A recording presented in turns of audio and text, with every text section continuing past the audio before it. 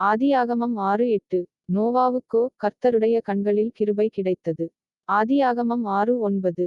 நோவாவின் வம்சவரலாறு. நோவா தன் காலத்தில் இருந்தவர்களுக்குள்ளே நீதிமானும் உத்தமனுமாயிருந்தான். நோவா தேவனோடே சஞ்சரித்துக் கொண்டிருந்தான். ஆதியாகமம் 6:10. நோவா சேம் காம் யாப்பேத் என்னும் 3 குமாரரைப் பெற்றான். ஆதியாகமம் 6:11. பூமியானது தேவனுக்கு முன்பாகச் சீர்கெட்டதாயிருந்தது. பூமி கொடுமையினால் நிறைந்திருந்தது. ஆதியாகமம் 6:12. தேவன் பூமியைப் பார்த்தார். இதோ அது சீர்கெட்டதாயிருந்தது. மாம்சமான யாவரும் பூமியின் மேல் தங்கள் வழியைக் கெடுத்துக் கொண்டிருந்தார்கள். ஆதியாகமம் 6:13. அப்பொழுது தேவன் நோவாவை நோக்கி, மாம்சமான யாவரின் முடிவும் எனக்கு முன்பாக வந்தது. அவர்களாலே பூமி கொடுமையினால் நிறைந்தது. நான் அவர்களை பூமியோடும் கூட அழித்துப் போடுவேன். ஆதியாகமம் 6:14. நீ கொப்பேர் மரத்தால் உனக்கு ஒரு பேழையை உண்டாக்கு.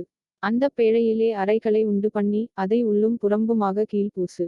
ஆதியாகமம் 6:15. நீ அதை பண்ணவேண்டிய விதம் என்னவென்றால், பேழையின் நீளம் 300 முழமும், அதின் அகலம் 50 முழமும், அதின் உயரம் 30 முழமுமாய் இருக்க வேண்டும். Genesis 6:8. But Noah found grace in the eyes of the Lord. Genesis 6:9. These are the generations of Noah. Noah was a just man and perfect in his generations, and Noah walked with God. Genesis 6:10. And Noah begat 3 sons, Shem, Ham, and Japheth.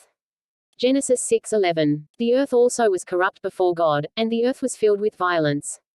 Genesis 6:12. And God looked upon the earth, and, behold, it was corrupt, for all flesh had corrupted his way upon the earth. Genesis 6:13. And God said unto Noah, The end of all flesh is come before me, for the earth is filled with violence through them, and, behold, I will destroy them with the earth. Genesis 6:14. Make thee an ark of gopher wood, rooms shalt thou make in the ark, and shalt pitch it within and without with pitch. Genesis 6:15. And this is the fashion which thou shalt make it of. The length of the ark shall be 300 cubits, the breadth of it 50 cubits, and the height of it 30 cubits.